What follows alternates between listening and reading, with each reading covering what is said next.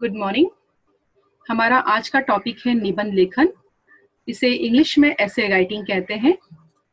ये देखिए टॉपिक आपके सामने आ चुका है। आइए देखते हैं निबंध किसे कहते हैं और इसे कैसे लिखा जाता है। ये देखिए निबंध की परिभाषा आपके सामने आ चुकी है।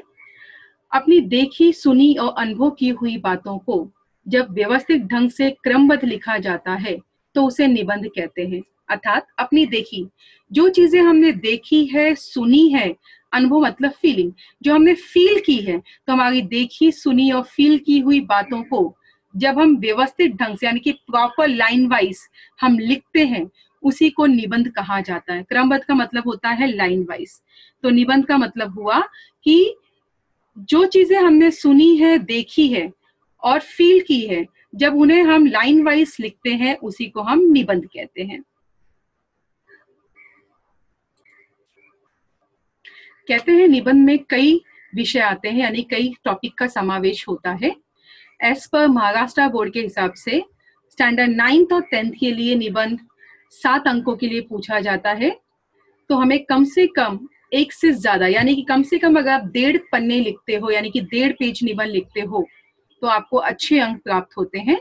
आइए देखते हैं कि निबंध लिखते समय किन किन चीजों पर ध्यान देना चाहिए। ये देखिए ये टॉपिक लिख लीजिए आप लोग कि निबंध लिखते समय निम्नलिखित बातों को ध्यान में रखना चाहिए। कौन कौन सी बातें हैं? तो पहली, ऐसे विषय का चुनाव करें जिस पर आप अच्छी तरह लिख सकते हैं। ये सब आपको लिखना है। दूसरा, निबंध को 3 भागों में बांट लेना चाहिए। देखिए पहला हमारा क्या कहता है कि ऐसे विषय का चुनाव करें जिस पर आप अच्छी तरह से लिख सकते हैं।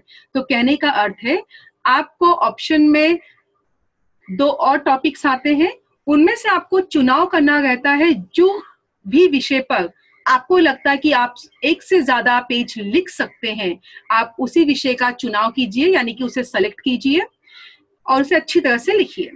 दूसरा कहा गया है कि निबंध को 3 भागों में बांट लेना चाहिए, यानी पहला आपका रहेगा शुरुआत, फिर मध्य भाग और लास्ट में अंत, यानी कि स्टार्टिंग, मिडल पार्ट और एंड। आइए तीसरा देखते हैं। निबंध का आरंभ सुवचन, कहावत या काव्य की पंक्ति से करना चाहिए। तो कहा जाता है कि जब भी आप निबंध स्टार्ट कीजिए, इंट्रोडक्शन लिखने से पहले यानी कि प्रस्तावना लिखने से पहले आप कोई सुवचन लिख दीजिए। सुवचन का मतलब होता है अच्छे विचार, जिसे आप कोट्स कहते हैं या थॉट्स कहते हैं। जैसे कि हम किसी को गुड मॉर्निंग का मैसेज भेजते हैं तो हम कितने अच्छे अच्छे मैसेजेस भेजते हैं, तो उसी तरह निबंध से आपके जो टॉपिक है उससे मिलता जुलता अगर आप कोई सुवचन सबसे पहले 2 लाइन का, 1 लाइन का या 3 पंक्ति का या 4 पंक्ति का लिख देते हो तो बहुत खूबसूरत हो जाता है आपका निबंध। या फिर आपको सुवचन के अलावा आप चाहो तो कोई कहावत लिख सकते हैं या काव्य की पंक्ति। काव्य की पंक्ति का मतलब होता है आप किसी कविता की पंक्तियां भी लिख सकते हैं। आप चाहे तो शुरुआत में भी लिख दीजिए, चाहे तो 1-2 पंक्तियां आप बीच में भी लिख सकते हैं और 1-2 लाइन की पंक्तियां आप अंत में भी लिख सकते हैं। तो 3 बार भी लिख सकते हैं, 1 बार लिखिए, 2 बार लिखिए, ये आपके ऊपर रहता है। अगला देखिए, निबंध की प्रस्तावना आकर्षक और विषय से संबंधित होनी चाहिए। यानी जब भी हम उसकी प्रस्तावना यानी कि इंट्रोडक्शन लिखते हैं तो इंट्रोडक्शन क्या होना चाहिए आपका? इंट्रोडक्शन आपका आकर्षक होना चाहिए। आकर्षक का मतलब होता है कि जब भी आप इंट्रोडक्शन लिखो तो लगना चाहिए कि आपने सच में जो प्रस्तावना लिखी है वो आपके विषय से मिलता जुलता ही है। अगला ये देखिए आपके सामने आ चुका है। निबंध के मध्य भाग में उसके विषय के अनुसार मुद्दों को सही से रचते रहना चाहिए। यानी जब भी आप निबंध का स्टार्टिंग और एंड छोड़ के जब मिडल वाला पार्ट लिखते हैं तो पूरी तरह से ध्यान दीजिए कि मिडल का पार्ट यानी कि मध्य भाग जिस मुद्दे को लेकर या विषय को लेकर आप लिख रहे हो वो प्रॉपर 1 by 1 उसका मुद्दा चलना चाहिए। ऐसे ना हो कि आपने शुरुआत बराबर की हो और बीच में आते आते आप अपने मुद्दे से भटक जाओ। तो आपको अपने मुद्दे से भटकना नहीं है। देखिए अगला नियम है छठा, निबंध का अंत संक्षिप्त और प्रभावशाली होना चाहिए। अंत का मतलब होता है जो लास्ट पैराग्राफ हम लिखेंगे वो वाला पैराग्राफ, वो कैसा होना चाहिए? संक्षिप्त। संक्षिप्त का अर्थ होता है कि छोटा आपको लिखना है, लेकिन कैसा लिखना है? प्रभावशाली, यानी अट्रैक्टिव लिखना है, छोटा लिखना है और लास्ट का पैराग्राफ बढ़िया होना चाहिए। अगला देखिए, निबंध की भाषा व्याकरण के अनुसार शुद्ध और सरल होनी चाहिए।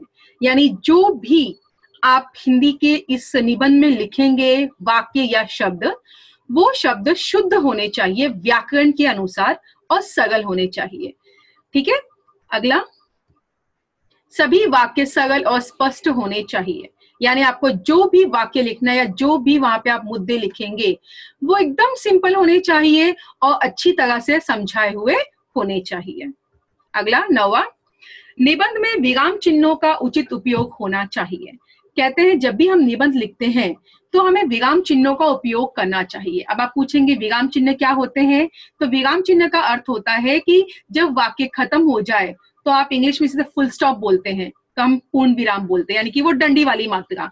तो आपको वो डंडी वाली मात्रा लगा देनी चाहिए। कहीं आप कॉमा लगाइए, कहीं आप विस्मयादि वाला चिन्ह लगाइए। अगर प्रश्न पूछ रहे हैं तो क्वेश्चन मार्क आपको लगाना है। तो इस तरह से अलग अलग विराम चिन्हों का उपयोग आपको निबंध लिखते समय करना चाहिए, इससे आपको अच्छे अंक मिलते हैं। और 10वां, और ये हमारा अंतिम है, कि निबंध की लिखावट साफ और सुंदर होनी चाहिए। यानी हम जो भी निबंध लिखते हैं, एक या एक से ज्यादा पेज, उसमें हमारा जो हैंडराइटिंग है वो साफ सुथरी होनी चाहिए। पूरी कोशिश कीजिए जब भी आप निबंध लिखते हो कभी भी उसमें कटविट मत कीजिए। जितना आप साफ सुथरा लिखोगे उतने ही अच्छे अंक आपको प्राप्त होते हैं। आइए अब देखते हैं निबंध के प्रकार। ये देखिए आपके सामने आ चुका है। पहला होता है आत्मकथनात्मक, लिख लीजिए इसे आप लोग। दूसरा है कल्पनात्मक निबंध। तीसरा वैचारिक निबंध। चौथा वर्णनात्मक निबंध। और 5वां होता है व्योमनात्मक निबंध। तो माना जाता है इस प्रकार निबंध के 5 प्रकार होते हैं: आत्मकथनात्मक, कल्पनात्मक, वैचारिक, वर्णनात्मक, व्योमनात्मक। अब ये सभी निबंध के जो प्रकार हैं हम एक एक करके पढ़ेंगे। तो आज हम पढ़ेंगे इनमें से पहला वाला आत्मकथनात्मक। आत्मकथनात्मक का मतलब होता है आत्मकथा लिखना। आज हम पढ़ने जा रहे हैं आत्मकथनात्मक, यानी कि अपना पहला निबंध। ये देखिए, आत्मकथनात्मक। आत्मकथनात्मक का मतलब होता है आत्मकथा। ये देखिए इसकी परिभाषा क्या होती है। इसमें किसी वस्तु, प्राणी, व्यक्ति की जगह पर खुद को रखा जाता है। ना देखिए इस जैसे कैसे कैसे टॉपिक पूछे जा सकते हैं। पहला है एक पेड़ की आत्मकथा। दूसरा मुरझाए फूल की आत्मकथा। तीसरा फटी पुस्तक की आत्मकथा। और अंतिम है एक घायल सैनिक की आत्मकथा। तो यहाँ पर मैंने सजीव और निर्जीव यानी कि living thing, non living thing दोनों को यहाँ दर्शाया है। जैसे मैंने पेड़ भी बताया है तो पुस्तक भी बोला है, इंसान भी यहाँ पे दिखाया हुआ है। तो अब जब हम आत्मकथा लिखते हैं तो सबसे पहले हमारा जो परिभाषा है वो क्या कहती है कि आप किसी भी मुद्दे को लेकर जब आप आत्मकथा लिखते हो, जैसे मान लो आप पेड़ के बारे में आत्मकथा लिख रहे हैं, तो खुद को समझिए कि आप वो पेड़ हो और आप अपनी वो कहानी किसी को सुनाना चाहते हो। तो कभी भी निबंध में, आत्मकथा में ये मत लिखिए कि एक पेड़ था, ऐसा लिखिए कि मैं एक पेड़ बोल रहा हूं। यानी आपको मैं शब्दों का इस्तेमाल करना है और खुद को पेड़ समझकर अपने बचपन से लेकर आपके अंत तक का जो समय है वो आपको एक दूसरे को, सामने वाले को सुनाना रहता है। तो आई होप आपको ये आत्मकथा समझ में आ गई होगी कि इसमें हम खुद को एज्यूम करते हैं कि हम वो चीज है, कि हम वही व्यक्ति हैं। अगर जैसे हम मान लो एक घायल सैनिक की आत्मकथा लिख रहे हैं तो मान के चलो कि वो सैनिक आप हो और आज आप बहुत घायल हो चुके हो, मरने की अवस्था में आ गए हो और आप किसी को पुकार कर अपनी कहानी उसे सुना रहे हो। आशा करती हूँ आपको ये आत्मकथा समझ में आ गई होगी।